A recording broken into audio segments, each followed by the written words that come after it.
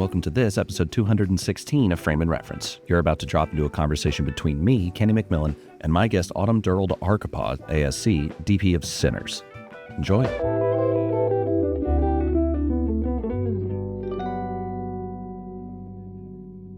I saw that you, in an interview, you had talked about being inspired by Ellen Kuras. Right. And I interviewed her very early on in the show. Oh, really? Okay. Yeah, it might have been like the 20th episode or something. Oh, really? And I was similarly inspired by her because that woman is like, no bullshit. Like, here's what you need to know. And she's very good at her job. And I was wondering what she did or maybe like a lighting situation, like what inspired you via her work? Because I assume you didn't talk to her up front. No, we're friends now, which is Sure. lovely. And friends through a connection. We have the same, or my agent is great friends with her and has been with her for a long time, my commercial agent, and connected us. And I think it was maybe she's directing now and had a commercial that she wanted me to shoot. So we kind of became friends recently. But I've always said in interviews that, when I was searching for DPs, because this kind of career came later to me, I went to LMU for art history, and then it was a genre film course that I took, just part of the curriculum that got me into thinking about film. And so I was like, oh, wow, what's a DP do? And then I would look up my favorite films, and it was mostly, dudes. And then I looked up who shot Blow, and I found her name, and I was like, this must be a woman. And so I looked it up and researched her, and then obviously saw other films that inspired me. And it just gave me confidence, because I think if you don't know what that job is, no one in my family was in the film business. It's very hard at the time, let me date it. It was probably 2001, 2002, maybe around there. I couldn't really find much, and I wasn't, in film school. So it was very important for me to find her name, to be honest. Sure. And then, just that the work had so much personality to it. She was very expressive, and just got me interested in her in general. But it was a connection that I had because I was finding her name because of the films that I liked, so that's special. So yeah. It is funny when you're learning how like you'll see names repeat over and over, and you kind of get this weird, at least I did, get this weird like, oh, it's the same thing with music, right? Like you'll see some musicians like start to work with other musicians that you like, and you're like, oh, these are my people. Like I need to go, whatever this direction is, I need to go there. Yeah, no, totally. And she's so lovely. And my husband, who's also DP, worked with her, and adores her. And so, yeah, I look forward to the day that I can spend some time with her. Yeah. Because you mentioned the art history thing, you were learning to be a museum curator, weren't you? Yeah, I mean, I think the allure, like job allure for that type of undergrad work for me was working in a museum or at a gallery, because what I started doing is like my first jobs were working in a museum. I was the front desk girl. So when you walked in, I'd hand you a pamphlet, say hello, and then I would sit there all day. So you can imagine how boring that was, at the time. And then, I thought, okay, let me apply for this internship at Sotheby's, to see if I can get in there, because I wanted to go to New York. And thank God film found me, because it tended to be not as much of an expressive, like photography based job that I thought it was going to be. Like I wanted to work with artists and have an opinion about collections and stuff, but I didn't get to take my own photos and, tell my own story. So I think after that film genre course, I was like, this fits me a little bit better. But it informed it too, because, I would take many courses in art history and ancient art and, just various things. And so that helped me to kind of figure out what I wanted to do ultimately, for sure.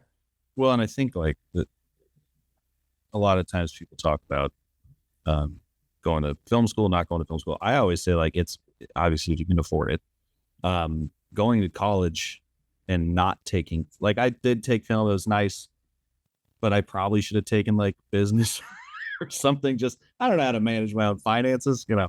Um, and but like those, I imagine art history, certainly like any like English course, anything about like not ancient, but just older novels and stuff like that. Those are all incredibly informative to a filmmaker. Yeah, I mean, I think what's nice about it is like you spend a lot of time um, having an experience with one particular piece, right? You're walking around a museum and you're sitting there and you're standing there and you're confronted with it. And you're able to kind of, some you feel a connection with, some paintings, some photography, and then you move on, you read about the artist. And it's very singular, which I like, you know? And so at the time, I think it helped me build kind of like an idea of how I wanted to tell my story, like framing, composition, color, texture. And so it all feeds into this medium that I'm interested in now. But I do still like to go around and go to museums. I take my son. He can get antsy, but you know, I like to see what he gravitates towards because you know everyone's Sure. so different. It's so personal, that relationship when you're staring at something. So so yeah, it's nice to look back and see what that did for me. Yeah, I was just I went to the Louvre Museum. No, sorry, they just got robbed. Yeah. The Vatican Museum. And you always hear like, oh, review the masters, like that's where you're gonna learn lighting and stuff like that. And I've always been like, yeah, okay. But then I was walking through there, and there is something different about seeing a painting live.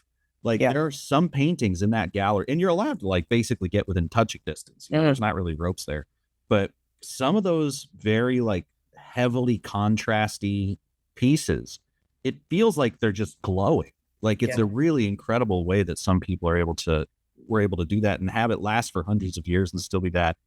Obviously with curation and with what do you call it? Not renewal, keeping it nice.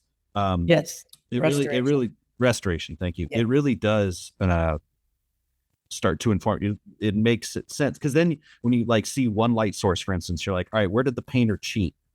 Hmm. Like, where does the shadow not quite make sense, but it Yeah, yeah. looks good, and then that starts to get at least my DP brain going. No, also I think it's so intricate and detailed, and when you're up close, like you say, right within a foot, you can see the artistry and see how it's kind of like I guess the reference would be on set, right? You watch a movie, you're like, oh great, it looks amazing. But people that are allowed to be on set and actually watch us like set the lights and block the scene and stuff are like, wow, okay, that's how they did it. But yeah, I always like looking up close because it's like some of that stuff, man, it's just so amazing. Like the detail and how they achieved it. It's pretty crazy because it Yeah. looks real. It looks real, like you said. I did want to ask. I've got my notes all jumbled up here because I tried a new thing and I shouldn't have. It's printing. Forget it. Don't do it. Write it down. It's Um, tiny. I know. I'm sitting here going. I'd like to pay attention. Um, you were talking about how in a different interview how your craft had to catch up with your taste, Mm. and I was wondering how going from smaller shoots, indie films, whatever commercials to much larger projects, your Wakanda Forever, your Sinners. Um, if those larger projects forced you to meet the moment, or if there were smaller projects that kind of led you there from a craft perspective. Yeah. I would say the smaller led me there. And I say that coming from a position of, you know, starting out in film school, you shoot a lot in that program. AFI I think it was pivotal for me to be in that Every, program. everyone who went to AFI that comes across my Yeah. desk is like, yeah, now I'm the best at it. And you're like, yeah, you are. That's Well, you don't want to believe that though, because I will say with film school that tends to happen, right? Where you do your film school thing, you make your things, and then you get out of film school and you're like, I know what I'm doing, and you actually don't know what you're doing. yeah, Like you still need to kind of infuse yourself into the environment and like work on real sets because obviously our student sets are a bit different, but they prepare you very well because you're constantly shooting or you're working on your friends' projects. So I think for me, it was fortunate that in between my first and second year at AFI, I worked with my thesis group, who were great friends of mine, and we made a feature, which you're not supposed to do, in the summer. And it was like a mumblecore micro budget film. And it went to Rain Dance after we graduated and won Best Micro Budget Film. And the director was a star and very small, but lovely, lovely film. And we shot it on 35. Um, and so that was with friends, people of similar taste and interests, and I got along with the group very well, and they're great friends till this day. And I think that kind of informed my taste because I was working with people that had very similar taste, very good taste, stuff that we all liked the same thing, like same foods, and we would go out together and eat and watch films and design wise. And so, moving on, I ended up meeting Gia through another film school classmate, and same thing with Gia, like we had like-minded taste and we would go out, not just work together, but we go out outside of that. So friends becoming the same people that I'm making films with because we had similar likes and similar dislikes. So, I think through that process, doing a lot of fashion films, music videos, indie projects, you make mistakes and you're able to learn with the people that kind of make you brave and allow you to be yourself, and you make those mistakes with them and they're supported mistakes. You kind of pivot, you're like, oh well, I shot that, and then you're looking at it later and like, that wasn't so great, now I'm going to make an adjustment,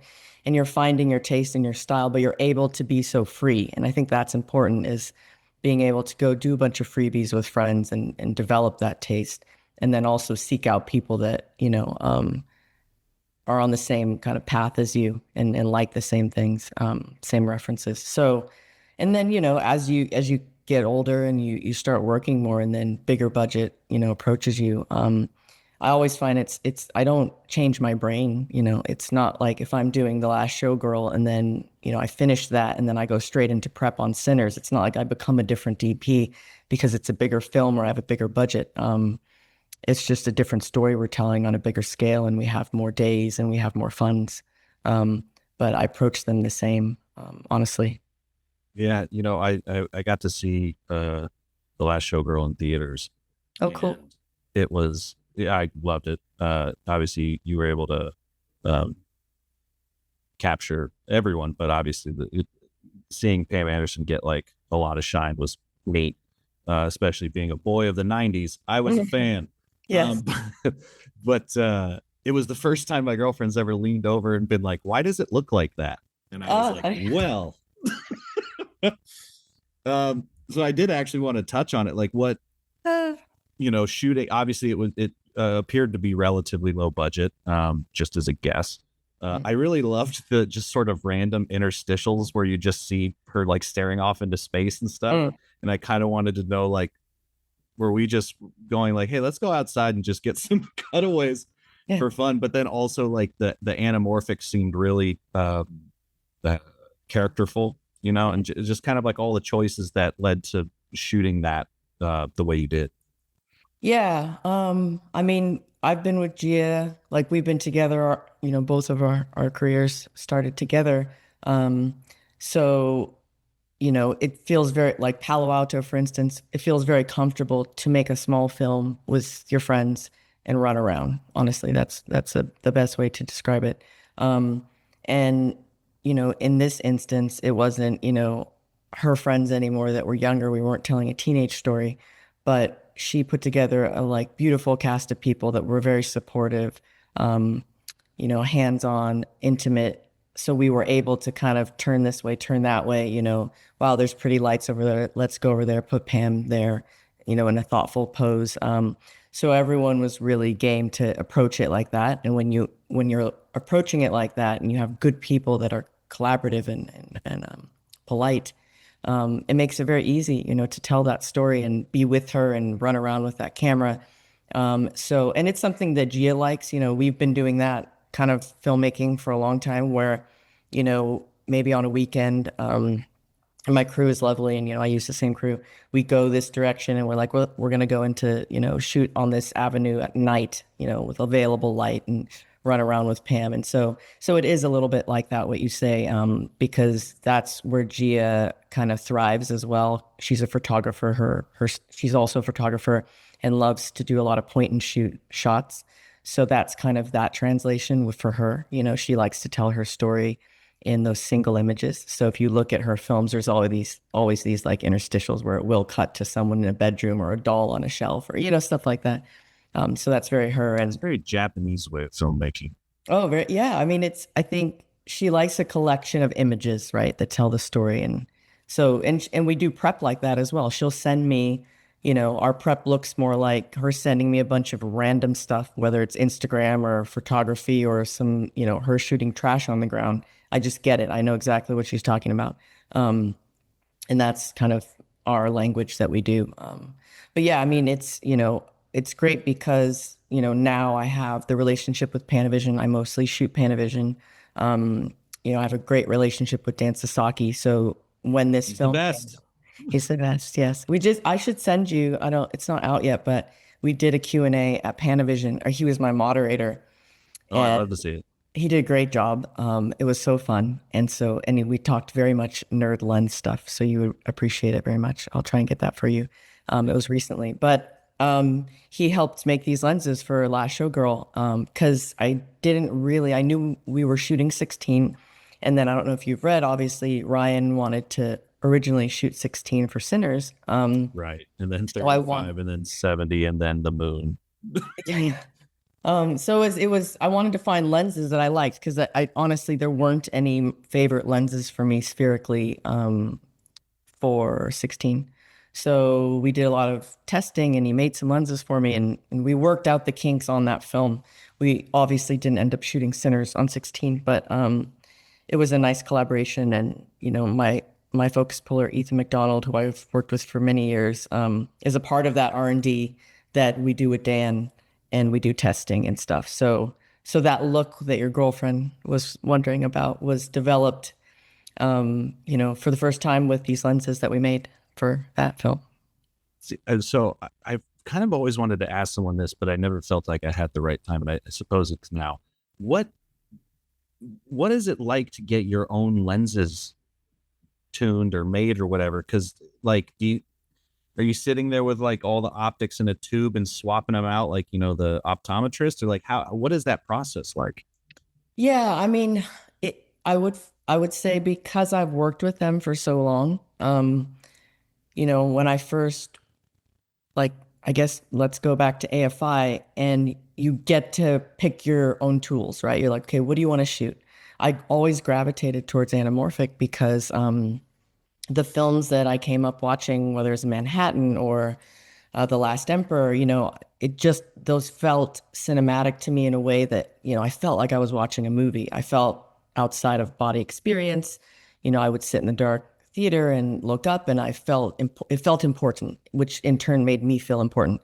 So I shot a lot of anamorphic early on. And so when we were doing Palo Alto, we couldn't afford anamorphic at Panavision because our biggest reference was The Outsiders, you know, Francis Ford Coppola's The Outsiders, and which was shot anamorphically. And so what I did was we ended up shooting that spherically with some older glass, Panavision Super Speeds, but I always wanted to shoot anamorphic. So after that, you know, I started shooting more and I would go there and I'd say, you know, just give me whatever you got, you know, whatever lens sets you have, whether it's, you know, C series or E series or high speeds or, so what I ended up doing was I ended up shooting movies with like a bunch of different sets. And then when I would do commercials or, you know, a low budget videos, it would be what they had available, you know, at the time, because I was a lot younger and budgets were slim. And that just allows you to learn what kind of glass that you like, what the different series, you know, what attributes, what characteristics, field curvature, whatever these things, you know, that you feel in your process when you're shooting them, you're investigating. And so, you know, you can imagine if that's the only camera house that you work with, and that's, you know, you get very versed in their lensing. And then over the years, I remember I was doing a music video and Killing Them Softly had come out. And Greg is now a good friend and has been a great friend for a long time and like a big inspiration for me. that film was so beautiful. And I remember asking them at the time, guy over there, to make me a lens like the one that you see that he uses when the firecrackers go off when Brad Pitt's crossing the street. And so they tuned one for or detuned one for me for that music video. And I think that was the first time I asked them to kind of replicate or make something for me. And so it's a process. Like I go in the back room, you see Dan tinkering, like you say, because he's a mad scientist. And I've become accustomed to going in there and kind of asking questions and looking at things, projecting lenses on the grid and, seeing where the fall off is or seeing how they perform. But the process is mostly like he will make something, knowing how I like to shoot, what stop I like to shoot, the field curvature, the fall off, the bokeh, lens flare color, and all of these things over time. And so when he makes it, then you do a test and you shoot it, you project it, you look at it, and then you have a conversation and you make adjustments. So it's kind of like that process. And that also my AC is very involved in this process Mm. and knows how I Yeah, like to shoot. So he's kind of back and forth. He gets it in a right spot for me and then gives it to me and we do a test. sure. Yeah. Yeah, that's just fascinating. You used a handful of lenses on Sinners, but you ended up just like grabbing the Oppenheimer lenses, didn't you? For the The IMAX. IMAX camera, So yeah. yeah, for the IMAX camera, there are very limited. Well, there are lenses around. There are IMAX lenses, and then there are the lenses that Dan made for Hoyte and Chris for Oppenheimer, and that's a 50 and an 80 mil Panavision IMAX lens. And it's a beautiful. Both lenses are beautiful, and so yes, we opted to use those for our IMAX in the film. And Ryan was okay with those being our only lenses because when you go that direction, you only have a 50, which is very wide, and then you have your 80, your longer lens that we used for, more of the close-ups and portraiture stuff. And then I asked Dan to make me a Petzval 80 for the movie, so that was new, and he made me that for Sinners. But for the IMAX, that was all we had. We had two sets of that Panavision's IMAX. Sure. I mean, it's not a revolutionary thought by any means, but I do subscribe to the idea that limitation tends to make things better. Like Mm. for like 5 years of my career, I literally used one camera body and one zoom lens. Mhm. And I oftentimes look back on that stuff fondly because like now I'm throwing too much into there. I have Yeah. too many options and I'm like, it just looked better when I only had one thing. Yeah. And you get No, so used to it, great. you know how to use the tool. Yeah. No, I agree. I mean, I would say, on commercials, I'll bring more. I mean, movies, I have, various sets because we have different units and multiple cameras. But I would say, when I do a commercial, sometimes I'll bring more if I need zooms, but I'm okay with four lenses. I'm okay with three lenses to tell a story. And Ryan's very like we work like that as well. Like when we did Panther, we had a hero lens that was our emotional character lens that we used. And then we had one on this as well that becomes that important lens. And I like working like that. And so it's nice to get Ryan on board with, if I present something and see if he likes it, because I kind of know what he likes now. And so, I'll show him this and be like, do you think this is the one? And then we'll have a conversation about it. So it's nice to work like that. Yeah, yeah. I heard in another interview you did that, and I feel like a lot of people do this, but like commercials and certainly music videos are playgrounds for which to develop new ideas and test stuff out, whatever. And I was wondering if there was anything that comes to mind without thinking too hard about it, that maybe you tried on like a commercial and you're like, that's going in the toolkit. Um, I mean, I've done a lot. I've done a lot of, I don't do them as often anymore, music videos. Sure. So I feel like maybe there was something that I did in music video, but I can't recall now, to be honest. I mean, yes, this happens because you get to experiment, but nothing comes to mind recently, which maybe tells you what I'm doing commercially. It's like, it's more standard fare, I suppose, To be nowadays. fair, I feel like every commercial I watch now is wide angle, a lot of in and out, Mm. and then hard warm slash somewhere cool and a lot of colors. Yeah. Like they're all the exact same commercial over and over and over again. And I'm Yes, ready that's a for that to disappointing thing. Yeah.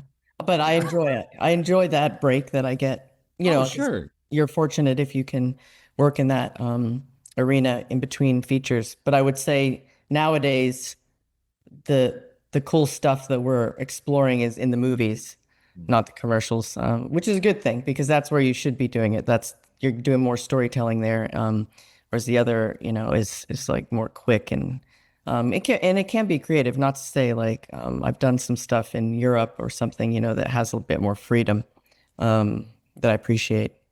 Yeah. Well, but also like even if it's a commercial that you've seen 1,000 times, like at least you know, for instance, the difference between shooting film and digital is security, right? Like Mm, those paint by numbers commercials, you know what you're doing. It's a secure gig. You're like, I yeah. probably won't fuck this up. Like, I think we'll be good. Yeah. And so you get to sleep at night with that, you know. Yeah. No, Um, fear is a horrible thing in our industry. yeah, And it can infect all agency production, as you know, just in general in life. So I always say like yeah, it just will put a halt to any creativity immediately if someone is scared to put something new and original or different out there. And it happens a lot, even in smaller mediums like commercials, which yeah, is unfortunate to the point where you're saying, I'm seeing the same thing all the time. It's because it's obviously on a spreadsheet. It's working, but it's not inspiring, and it's not taking it to a higher level, which in turn could get more sales, maybe. it's the sort of I don't know if you're a sports person, but there's a lot of folks who will bemoan the introduction of like hyper specific analytics into Mhm. sports because then it's gone past Moneyball and now it's just like, oh, it's like a check sheet of, Yeah. it's the same thing of like this, man, I'm going to have to dig deep for this one. My brain's pretty slow this morning. But um, I've had this theory that like getting just the thing, the hyper diluted thing, is never good. Like it's all the dirtiness around a thing, whether it be like food, like the flavor isn't always amazing, but you Mm. want like texture and also other flavors in Mm. there when it comes to food. With film, it's like I'm sure there's like a technical, specific, correct way to do something that's not always great. And it's the risk aversion of analytics that I feel has made Mm. what you're saying, those choices of like, well, the analytics show that kids love when you go wide angle and zoom around a lot, so we got to make sure that's in our project. Yes. So it worked for Yes. someone else. It's not Yes. always going to work for everybody. No, no. I mean, I think what's great about Sinners is what does that show? It shows, I mean, that's a very original idea that Ryan wrote on the page that even, when I'm reading it, I'm like, this is amazing. I've not read anything like this before. It's super inspiring. So to get to be a part of that, but then also, you know, it's reflected in how people are coming to the theater multiple times and, wanting to see it and traveling to see it and paying money to see it more than once. That goes to that should solidify what we're talking about, enough to to promote that encouragement that people should take risks. And obviously this one is being supported on a much bigger level, but it doesn't mean that it goes out there as an inspiration flag to all those people that are wanting to write stories like Ryan, put a pen to paper and maybe thinking that no one's going to like that, or if they hand it to someone important or at a studio that they might be risk averse. But I'm happy to see that this is making that statement, especially with Ryan, doing that. So, Yeah, and I mean the story. I was able to find the I don't have it on Blu-ray yet, but I was able to find the special features online. And the thing that I thought was crazy was I didn't know this, that it was WB's idea to shoot IMAX specifically like not even like an artistic reason. They're like IMAX is it's the analytics. Like people Yeah. like IMAX. We should shoot that. And to Mm. go from like we're gonna shoot this on 16 to like the beam pushers going like you should shoot IMAX. That had to be a weird whiplash. No, I mean they had a call because yeah, Ryan talks about it. The studio called and asked if we had thought about large format. So we were already shooting on film. So when you say that, it means large format film, right? And Right. so then we're talking about 65, whether it's 5 perf or IMAX. But it's a conversation. But you're not wrong. Yeah, I mean, there is an IMAX moviegoer that, we've discussed before in our filmmaking team because we did Wakanda Forever. It was also an IMAX film, obviously shot digitally with different camera, but it was a conversation like what scenes are in IMAX? Like what does that look like? Well, who is that moviegoer? And it is Ryan. Like I would say I am more versed in it now because of him 100%. Like I went and saw The Dark Knight. It blew my mind open. Um, Same. but very few, like I think maybe only that film did I go see in IMAX unless I saw a children's film in IMAX. Like back in the day. And so Well, when, yeah, yeah, those domes usually the yeah, science exactly. domes. I'm pretty sure there's one in there that I might have seen, but Ryan was that ticket buyer. He was in line and he was excited for that experience, and so he got me on board. When we did Wakanda for that, kind of person in the theater. And so yeah, I mean, it's always a conversation to get someone out of their seat and to experience something. So that call happened, and then he immediately called me and was like, you know what, let's talk about this. Like, what does that look like? And then that's when he brought up the 276, to kind of explore that Hateful Eight. And it was a conversation, but yeah, it opened the door. Like once we were like, we're going to shoot 35, that call was very important from the studio because it's a different call if you're shooting digital, right? Because I think it's probably already on your mind if you're a digital shooter because it's a IMAX for digital, which is like an adjustment of an aspect ratio. For It's like two more hard drives. it's just completely different. It's not for me. I think I even said it when we did it before. I was like, this isn't real IMAX though. Real IMAX Right. is, there's only one team doing real IMAX, like really doing it. So it was nice to now be, someone else doing that. Because as you know, yeah, there's one team doing it beautifully. So Well, and I saw it with your guys' film. I saw it certainly with Oppenheimer. When you see it projected, because I saw Oppenheimer in digital, oh and yeah, tell me where you saw it first, I suppose, or where Sinners. uh, that would have been Burbank. Okay, tap the so 1/9. You It saw is. IMAX Yeah, yeah. 1/9, yeah. Um, and that actually, well, and when it's projected, the digital version, I'm sure.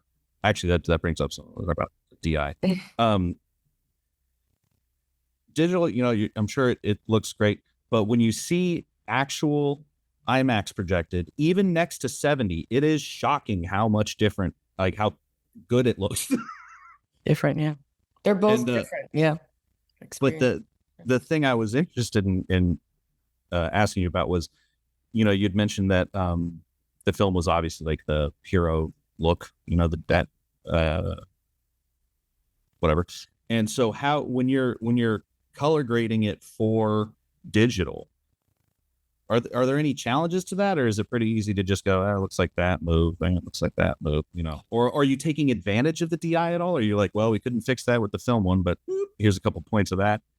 No, so I was lucky enough to use where the we've all most of I think even when I did indie work, I developed a relationship with Photochem. So I came up shooting film, so it's a place that I enjoy going to, and it was the first time I worked with Costas, who's the finishing colorist for all of Christopher Nolan's films, and has been working with him for a long time. So what was amazing is that I got to work with Costas on Last Showgirl and my dailies colorist John over there. So, we developed a relationship. I was reintroduced to film because I hadn't shot a movie on film for a while. So it was a great process with shooting on film, then we do a DI, but we stay true to what the film looks like printed. Um, and so, in that case, Costas is the protector of the image, right? We know what it looks like when we print it, and we want to keep all of those characteristics in the DI as well in that process. And he's amazing at that. And I had an amazing time working with him. And so then fast forward, we do Sinners right after together, same team, same Dailies colors, John. And it was great because we did a lot of, we did tests, we shot stuff, and then we projected it and we looked at it. Hair and makeup, we projected it and looked at it. So, we're doing a side by side. So when it comes time to scan and do the DI, we want to stay true to the prints and those black levels and the color and every single thing.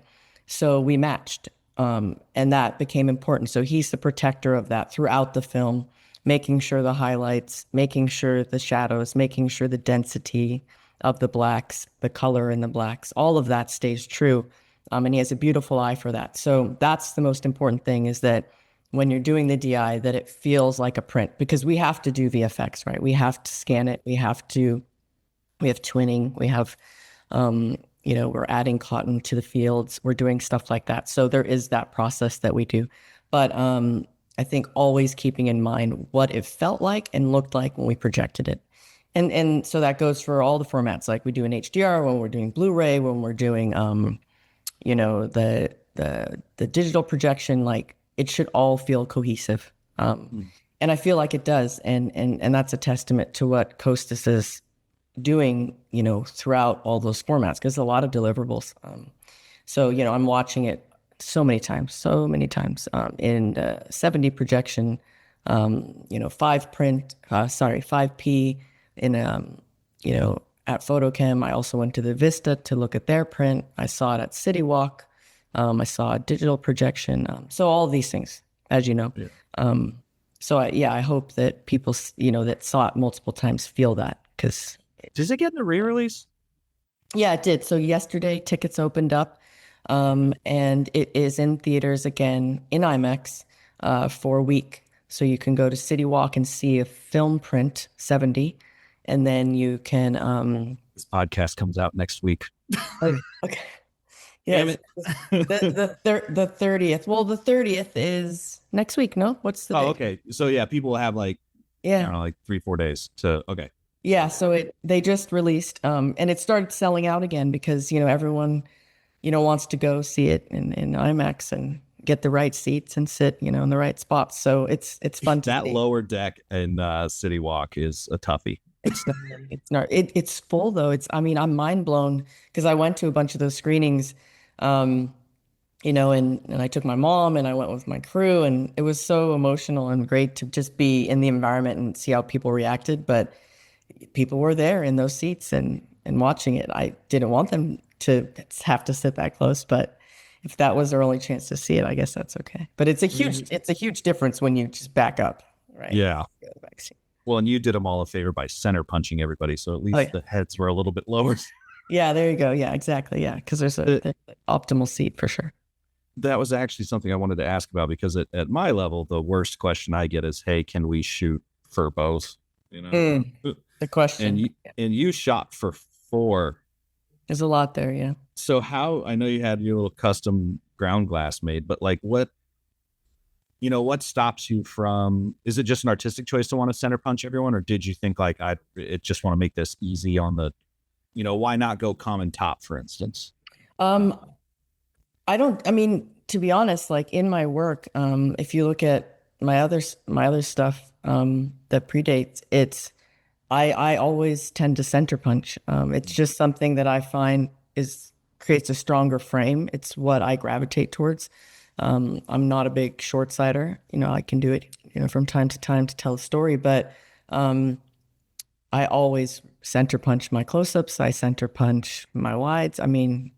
Yeah, if you look, it's a thing that, I would say is pretty consistent in my work. So, in doing this film, and also I'm doing a lot of anamorphic, like I shoot a lot of movies in anamorphic and projects in anamorphic. So I'm familiar with having that wider field of view and how I like to tell a story with someone in the center.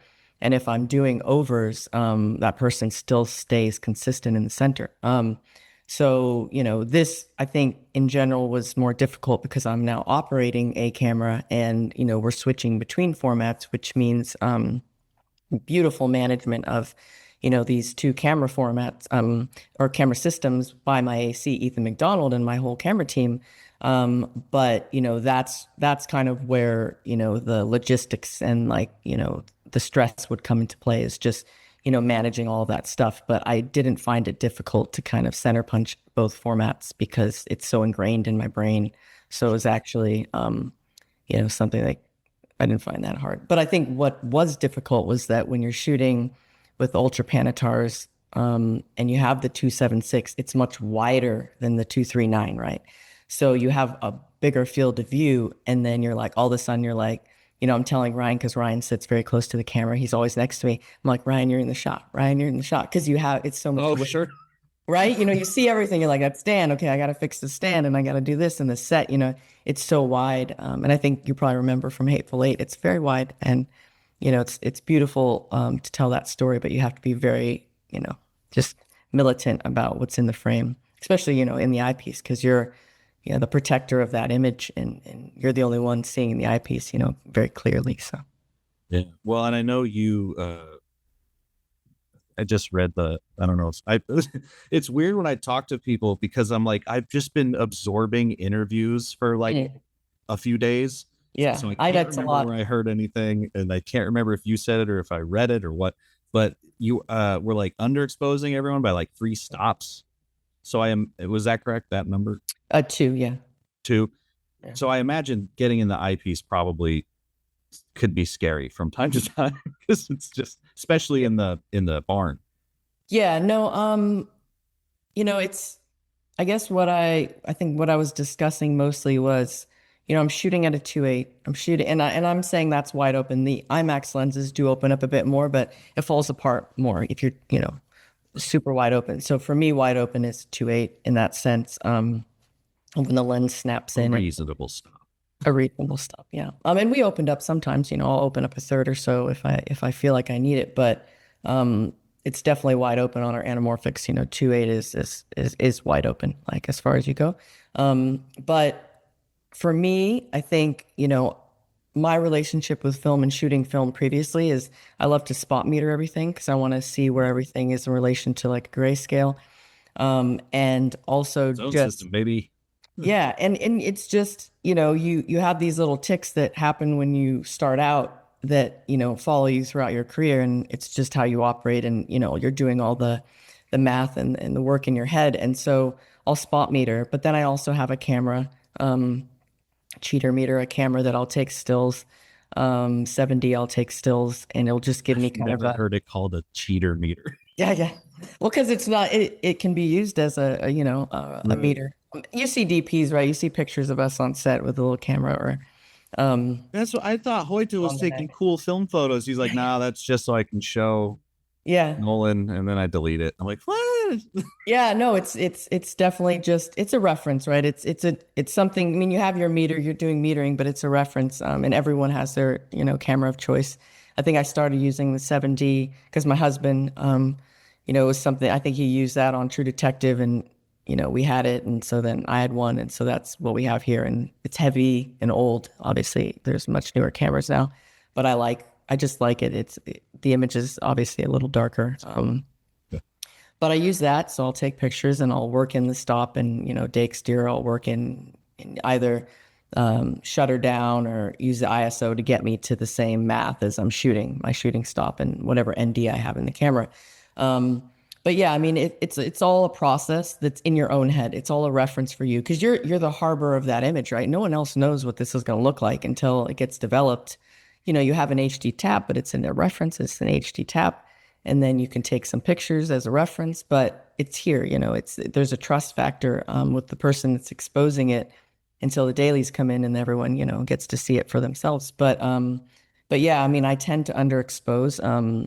I had the same kind of dogma, and I've always kind of done that.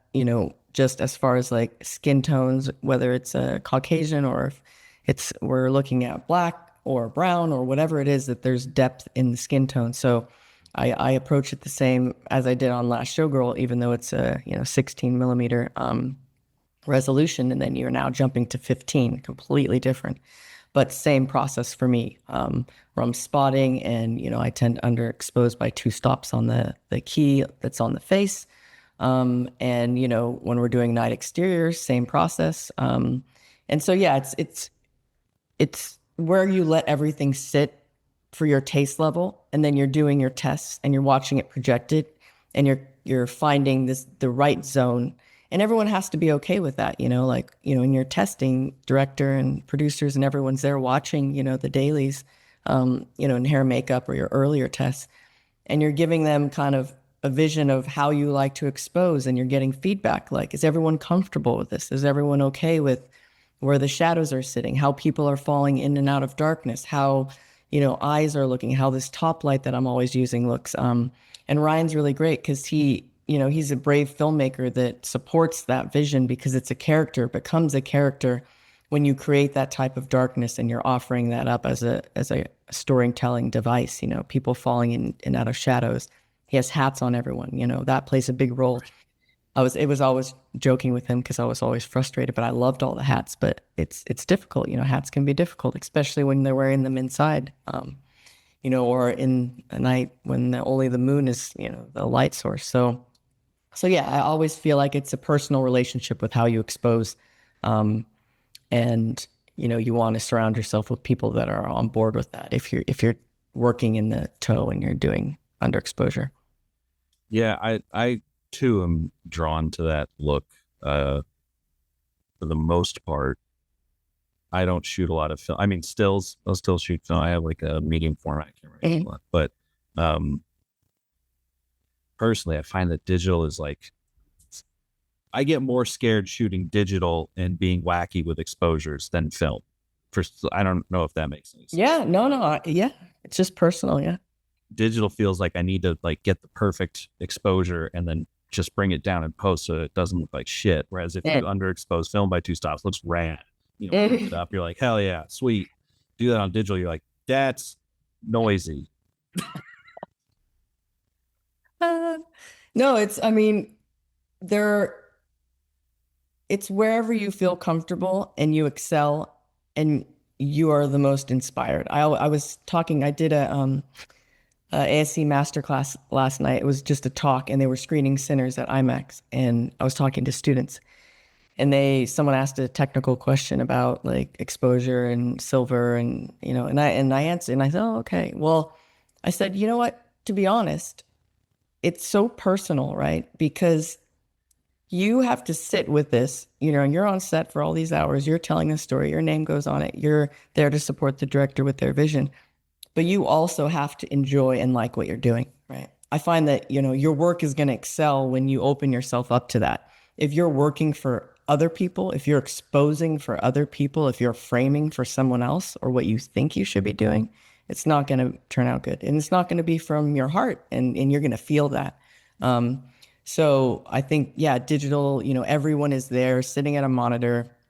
You're getting the perfect image back to see, ideally, right? You're showing them something that is probably what it's going to look like. And, I tend to like it when I shoot digital, I give them exactly what they're going to see in the theater, as close to. It obviously looks better when we do the DI, but I try to do that. Like, I create a LUT that's, filmic, but similar to what the final LUT is, should be the same LUT. And then I light it so that it looks, I'm not doing a ton of big changes in post. I'm fixing, vignetting and doing stuff like that.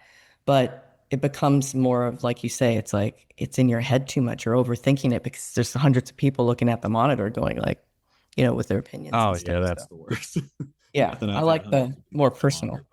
Yeah, exactly. So I know exactly what you're talking about. But yeah, try and, trial and error early on, and having that personal relationship where you feel excited about it and you're inspired by it, and you're not thinking about too many other people.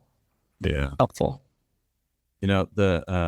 This is a slight pivot, but again, Yeah. it's all over the place. But I remember when the second season of Loki came out, and I was like, wait, you shot the second season, right? First season. Okay, no. The OG. Yes, thank you. Because now I remember what I actually meant to say. Yeah. because I remember the second season going like, oh, and then I interviewed that guy. He was cool. But the first season looked really good.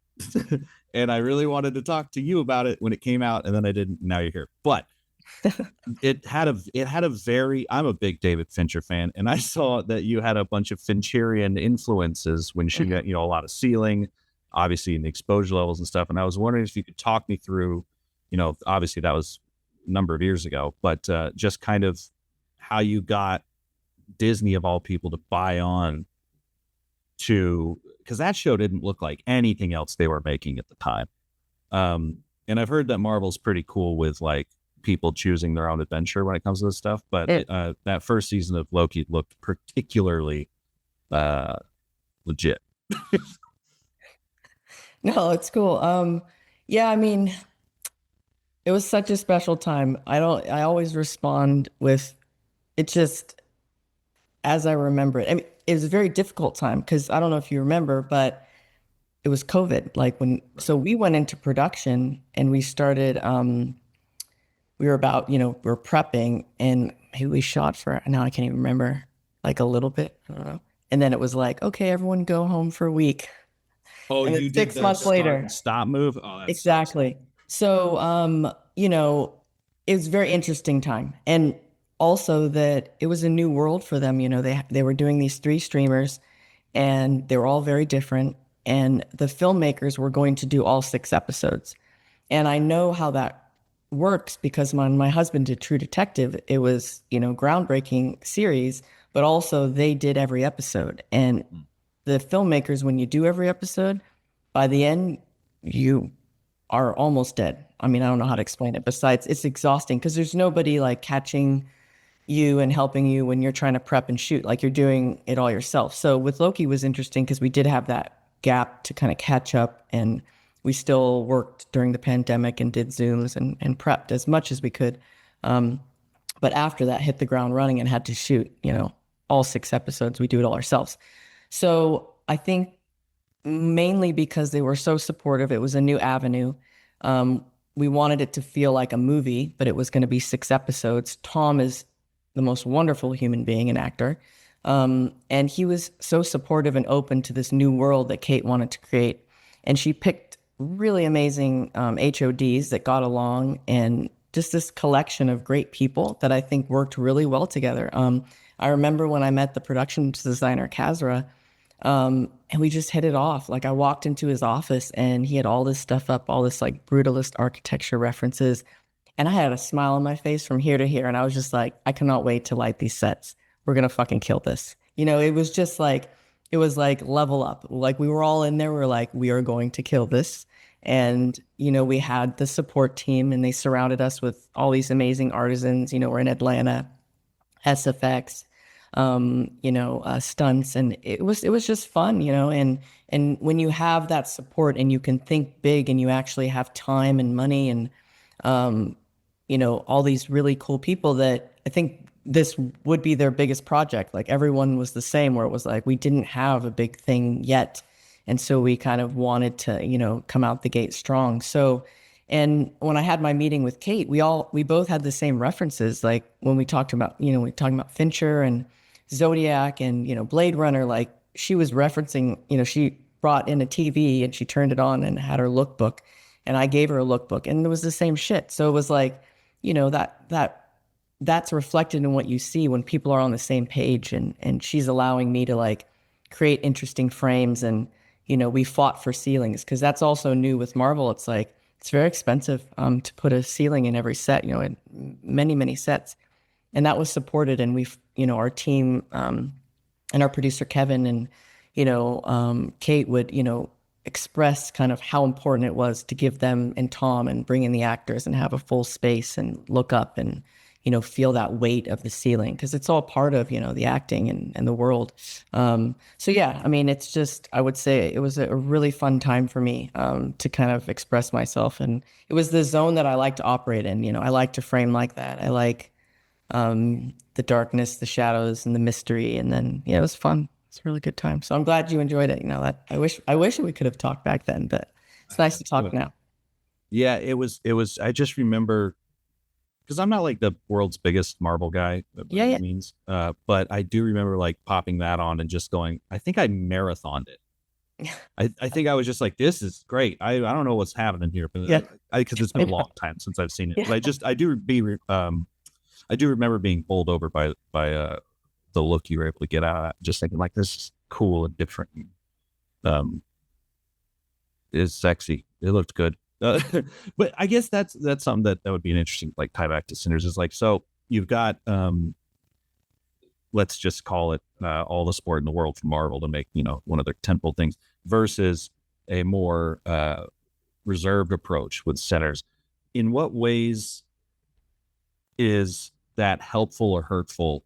Having all these resources, is that always great? Or being more indie? Not that Sinners is like low budget, but it just from what I've seen, it feels a little bit more like familial versus like the sort of bureaucratic monster that can't be Mhm. Disney or corporation. And I used to work at ABC, so I can say that I was a cast member.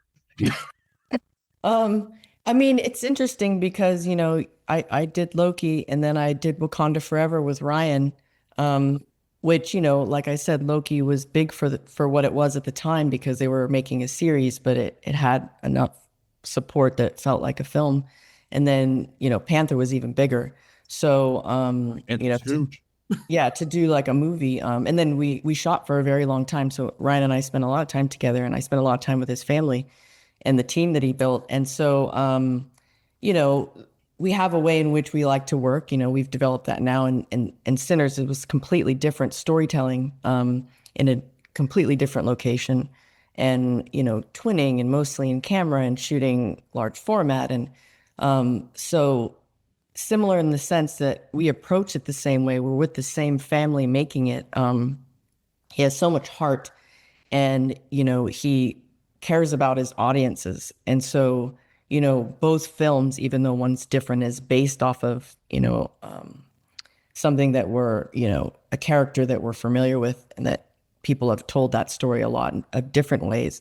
This is something completely new, and you have to really open up your mind because you don't have a reference, right? Your reference is the first reference he gave me was a book of photographs from Eudora Welty, who is a photographer and a short story writer back in the 1930s, black and white photos. And he's like, you got to get this book, sis. And I went and got it and I looked at it and I immediately knew what he was after. It's the inspiration comes from his uncle. And so it's very personal, right? Where this comes from. So that is a story that has you know, historical value, but also speaks to our ancestry and the people that made it, and where they came from. So it's different in that sense that it's more personal, and you have, you're looking at an old photograph and you're trying to recreate that. And it's not like a big blue screen that maybe you don't know exactly what that world looks like the day you're shooting it, but you have a concept and then the concept changes in post. Completely different brain set. But it was supported. Like to be able to shoot large format, we need these camera systems. We need to operate in a certain way. Crew wise, we need to Technicians to fix it. exactly. And then also we're putting it on a techno dolly. There's a lot of repeatable stuff we're doing for the twinning. The weather is now approaching and creates, difficulty for us in New Orleans. And so there's all this like pivoting that has to occur, just based off of how a set is run when you're shooting these formats. But it still felt supported. It's still because there's just logistics that need to happen when you're shooting film that needs that support. And we had the best crew. And, my guys were amazing. My guys and girls were amazing. And so, they allow us to be creative and to put the camera on a techno crane or to put the camera on a dolly or to put it on a Steadicam or go handheld, even though the cameras are large. And that's really up to the people you work with to make it that great. So yeah, different budget level, but also able to tell a great story and didn't. I mean, I would say when you're working in a place like that, the weather becomes kind of the conflict. Not. I mean, days are always the conflict, but weather plays a part in that. If you need a week to shoot something and then half of it's stolen by a storm and Yeah, stuff like God doesn't take Amex. Just Um, chilled for like 1 week. No, all right. yeah, no. But then you get this happy accidents that we always talk about, right? I mean, weather can bring hell and weather can also bring the most beauty you'll ever see, natural beauty. You don't even have to bring a light out, it does it for you. So, Yeah. um, There, I think I did both. want to ask about the lighting because the whole thing feels not unlit, and obviously it wasn't not lit, but you were able to really uh, not accurate. What am I looking for? It just looks like it is. It looks unaffected in a way that is very beautiful. And I was wondering if you could perhaps help me try to achieve that in my own life. What I saw in the ASC article that you did, that even just the barn was what, gem balls and then just some T12s bounced into some unbleached muslin, and that was kind of the gig, and you just move the balls around. Yeah, so I think the approach, because And then there's outside stuff. was good. Yeah, there's stuff that you have to adhere to because of the time period, right? Ryan was great. He wanted to shoot a scene where we saw them tapping into the electricity, which was only few people had it at the time, so they tapped it into it. So in the juke joint, they could have some Edison bulbs and have different sources, because there were kerosene lanterns at the time as well. So it was a mixture of, like, you saw some of the string lights and then you had lanterns. So right off the bat, you kind of know what that looks like, and so you work with that in mind, knowing that you're going to have that mixture. And Hannah, our production designer, is great. So it's a discussion with her, like, can you, what practical sources can you give me, and are those hats, or are they bare bulbs, or so we had those discussions. And we talked about, like, she helped me, well, I want a bare bulb here because we know some blocking is going to happen here. And here maybe a hat because it'll be more contained and fall, and not, shit all over the walls and stuff like that. But yeah, it's a conversation. And then I think for me, I work with the same crew. My crew's amazing. I've been working with the same gaffer for over 10 years, Brian Bartolini. And he also did Panther with me, so he's also knows Ryan. Same with Ethan. I've been working with him for a very long time. My key grip on this, Miguel, he was someone who I worked in commercials mostly, and then did additional photography on Panther. So Ryan would have met him there. But it was a big film, to have him come and join the team. And my grip team did an amazing job, because it's not easy to execute all this stuff, in that environment, and doing all that. So it's a great, kind of, everyone has similar taste. I've worked with them for many years. And, when we approach something, we want it to feel realistic, but we also want to give Ryan the flexibility to move around. We shoot two cameras. We always have an ensemble cast. The sets are always beautiful, right? They have so much texture. So I want to be able to feel that, and I want to be able to shoot that. So I tend to keep my units above. I tend to like top light, which allows me to kind of, move around faster, but also create an environment like we were talking about Loki, where you walk on set and you feel like it's a full environment. So you're working with the designer in order to say, where does this motivation come from? Oh, the windows. What kind of treatment are we going to put on the windows in the mill, so that you can't see outside, but also it's thick enough and has color and texture? And so these are all amazing conversations. And my best collaborator is my designer, my production designer. And so Hannah and I, spent a whole year together on Panther, which is huge, and she loves building huge sets. But she does so much homework and research, to create this authentic texture, that I want to be true to that. So when it comes time to light this stuff, because you have nothing without the space, I take very much, like, I take a lot of care in making it feel real, but also, elevating it so it can be naturalistic, but also slightly stylized. And so, yes, we did gem balls, was kind of, I think, with Brian, we did some testing, and he was like, I think, let's look at some gem balls. I think that would be kind of the quality that you're looking for, because he knows I like more of a diffused, warm source. And I tend to ask for more diffusion. Like, when I put one layer, it's not enough. I put another layer.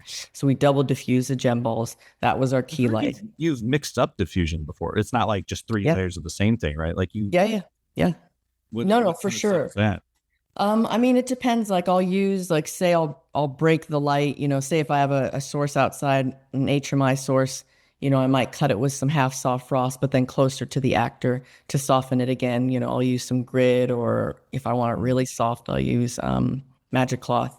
But it's all kind of trial and error, like early on, and looking at skin tone, because like sometimes you break the light with a grid and you have a very reflective person, and you can feel that reflective nature in their skin tone, like it's a light, like it looks like a light.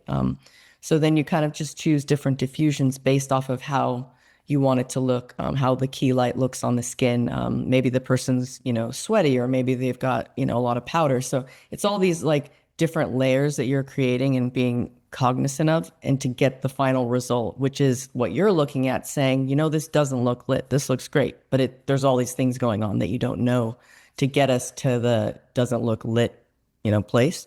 And that's just paying attention. I mean, really looking at the skin and changing out the stuff. And then yeah, the T12s were, that's to help, because we have to have this ambient, you have the gem balls that we're using and adjusting and moving around for the key light, but overall ambience, because I'm shooting 500T, but I'm also underexposing a couple stops from what the lens is at. Right. So, you need that base ambience around the whole, lumber mill. And so was it all just like same color temperature across the board, trying to keep it? Yeah. I mean, with the gem ball, when it's on a dimmer, it's going to get warmer. So you try to do that, like instead of dimming down, you try to put some bobby net, or, you bring in a flag, a net, at the ball. But my team's great at making sure that like we have that cohesiveness and consistency, throughout. So I sometimes, when I'm trying to be quick, I would be like, bright, dim it down. But then he's like, it's going to get, too warm, and, we're shooting film. So we always have to kind of, have our ducks in a row and make sure, or ideally, you want things to be consistent. So then we'd break it a different way with some net, wrap it right on the gem ball. But yeah, I mean, I think for me, it's, I get an aversion when I see something that I feel is too lit. Yeah. And so, even on something like Loki, where it's definitely more lit and it's in an environment where you can be more stylized, but it should still feel of the space, right? The lighting that you're, giving that lit look should feel like it comes from the brutalist architecture. So that's really just working with the designer. And that's a very exciting collaboration for me. I really do enjoy working with the designer. Yeah, I mean, I've probably said this once an episode, but my joke has always been that a lot of DPs have won awards based on what the production designer did. Yeah, everyone's like, I love the way that looked, and I'm like, I'm making up this person, but like, I just shot it on the cleanest thing I don't know, I didn't do a lot. Yeah, but I guess that does I was going to follow up with the mill stuff with how were you handling lighting outside? Because again, I only have so many behind the scenes photos to work with, and it looked very, very simple. It just looked like, oh, here's some. Obviously, the car rig was a little more involved, but just when he's offering that one guy the beer in exchange for services, like it just looked like just like 1 6x, or not even that. Where the beer? Oh, you mean inside, or you mean by the train station? Oh yeah, no. During the day, like how are you handling daylight? Because all the daylight stuff looks rad, and obviously there's something to be said. I'm noticing a lot online. People like, how do I achieve this look? And it's like underexposed hard sunlight. Yeah. That's no, yeah. Yeah. Some yours looked a little more refined than that. Yeah, some people have sent me some breakdowns, which I think it's always flattering. Like, when people dive in and they try and dissect, and whether they're wrong or right, it's obviously the people on set know. But I will send you one that probably was wrong. I'll send you some BTS that you can look at. I should have sent it to you before, but I'll send it to you. Because I have a folder, but just so you have something to look at when you're thinking about it. But no, the train station was super, super complex setup. And it's just, really? yeah. Sweet. All right. But no, I mean, I guess I say that, I mean, you have to know what we're dealing with. So we're shooting at a train station. There is no train. Like, we tried to get a train. It's a very difficult thing to get a period train. We shot an actual train station in Bogalusa, Bogalusa, in Louisiana. And a train still does run on that track, but not the right train for what we needed for the time period. So there are tracks there, and there's a depot. And Hannah, designed the whole thing as far as like,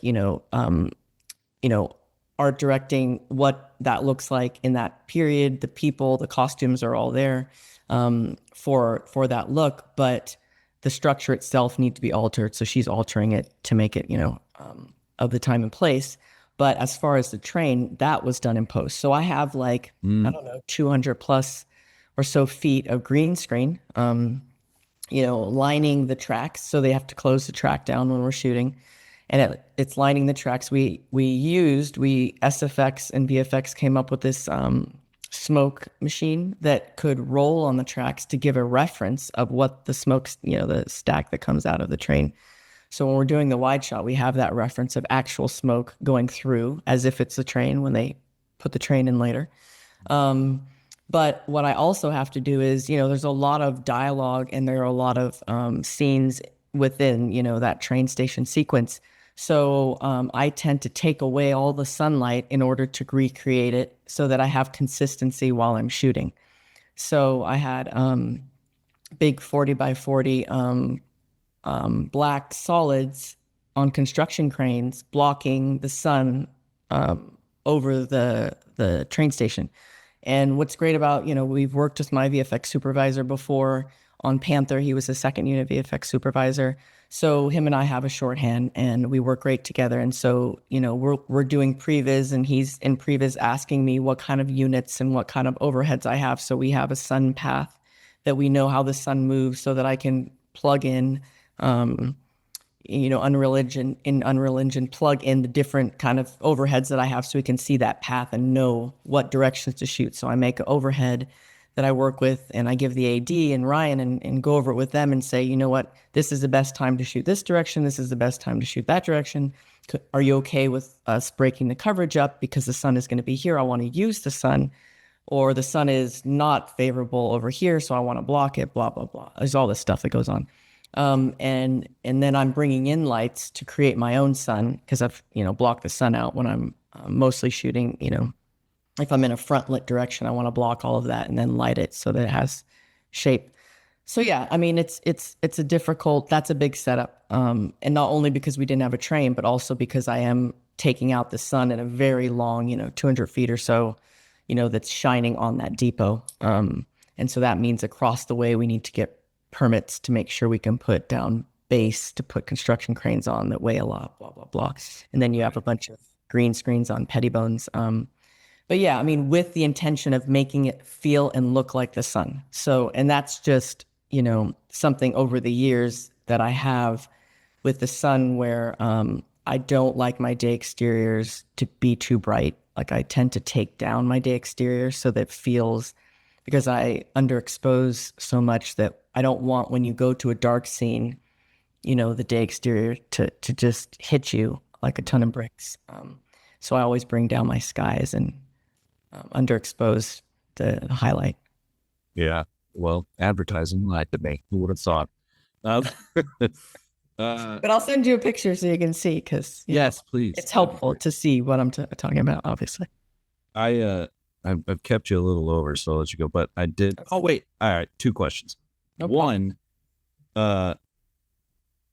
you got to use Ektachrome. You didn't use Ektachrome all the time. Why? Just because they didn't make you a lot of it, or was there a specific reason when you used it?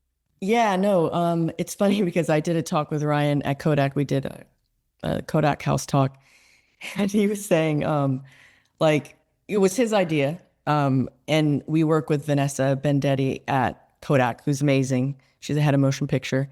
And so I met her at some of those Kodak House. the talks, yeah, lovely. And so she, with Ryan and our producers, were talking about Ektachrome, and they've never made Ektachrome for 65. And our line producer also worked on Euphoria, so he was familiar, obviously, with that. And so a conversation came up with Ryan, and so it's more about like, let's try to make it, see how much we can make for you in time, because it was conversation kind of happened, maybe later in prep. So they still have to turn it around, make sure it, works when they're building it, making it. And then get it to us. So I forget how many feet we got, but say it was like, I don't know, 8,000 feet of Ektachrome. So it's only So I like had this. 16 minutes. Well, it depends on which format you're shooting it on, right? If you're shooting it 15 Oh, per, did you have it gonna in go. multiple formats? Well, no. So the way it works is like it's 65 millimeter film. And when I run it through the System 65 camera and I shoot the Right. anamorphic, it's 5 perforations. But if I throw it in an IMAX camera, I'm using 15 perforations. So it's the same film. It just depends on the camera you load it in. So the We're slow Ektachrome, today. oh no, it's okay. They made it for us. And I laughed because Ryan was like, let's shoot it. Like, let's get it out. Let's shoot it. But it's, 100 speed. Ektachrome, and it needs a lot of light. So I was always like, I'll get to it. I have a lot going on. I'll get to it. And it obviously had to be day exterior when I worked it in there, and at the right moment. But, we had a lot to do. So I think on the last day of our day exterior, we were out at our exterior location, our mill set, because she built us a 3-walled facade, mill that we had a little hallway where we can open the door. And so we were on that set. And what were we doing? I think it was maybe the Hogwood shootout. So I had my camera team loaded up. I said, load it up in the IMAX camera when I get to it. Just make sure you tell me that I shoot this because it's the last day I can shoot this because I'm not shooting it inside because then just need a ton of light. And so we had it loaded up and we were literally about to wrap and I forgot. And I was like, let's shoot this. So Ryan and I were shooting some of the guys jumping out of the truck and kind of, just textural stuff, portraiture stuff of, the workers and, jumping off the truck and walking towards us. And so we shot it really quickly right before the sun went down. And he ended up finding a place and a home for it in the cut. Because we always had this idea of like doing this portraiture stuff, which we did, and he made a montage with him and Michael Shaver, who's our wonderful editor, and working this stuff in a way that felt, of the piece, but we did only shoot just a little bit of it. So it's at the end of the film in the montage when Smoke is sitting on the trunk and he's thinking back of when they were starting, earlier in the day, because it's a 1-day thing. And it cuts to different portraits of like people that were making the mill or making the juke joint and getting it set up for the evening. And that's where it was. And that's the home it found. So yeah, it was the first time we shot, or that Ektachrome was shot ever on 65, and they made it for us, and so I still have some of it. So we'll, yeah. But no, it was a beautiful experience to have that and be the first person to ever shoot that. Because when you watch it projected, because we watched some print of the dailies of that, and it's beautiful. It's really cool. Well, and IMAX specific. I mean, like I said, I shoot a lot of medium format. Like that look, especially with portraiture, is different. Yeah, it's striking. It's reversal, so it's very striking. Yeah. So that's an excellent use case for that. Final question, because I like to embarrass him because he's my friend. I was getting lunch with Larry Fong a few months ago. Oh, Larry, and I can't remember why you came up, but you did. And I was wondering, how do you know Larry? And please give me embarrassing stories. Okay. I'm trying to think when we connected. I haven't talked to him in a long time. He disappears on me. Yeah, he does. Be gone for months, and then I think we met at the clubhouse, at some point, and then later on we were connecting for a reason that is escaping me now, and messaging and texting. Maybe we were going to do a talk, I think, or something like that. But yeah, he's so lovely and just lovely person. But we haven't spent as much time together as like. It's always hard to commune with DPs because they're all over the place. But I've yet to see him do magic tricks, so that would be something. Impossible. I mean, that's what I'm saying. I need to, That's why we're friends. Magic. Yeah. Yeah. Always got these around. Yeah. But no, he's lovely. Like, he's lovely. I don't have any great stories, but I'll go collect one, and then our next talk for our next film, sure. I'll come with a story for him. Yep. All right. Well, I will let you go get lunch or whatever you're going to do, and hopefully we'll talk soon. Cool. Thank you. And I'll send you so you can see whatever I have. Yes, please. Okay, Yeah, cool. the BTS and the what I put down, the dance Sasaki thing. And then I'll email you back when I figure out the Larry thing. Okay, sounds good. Okay, thanks. All right, take care. Okay, bye. Frame and Reference is an Owlbot production, produced and edited by me, Kenny McMillan. If you'd like to support the podcast directly, you can do so by going to frameandrefpod.com and clicking on the Patreon button. It's always appreciated, and as always, thanks for listening.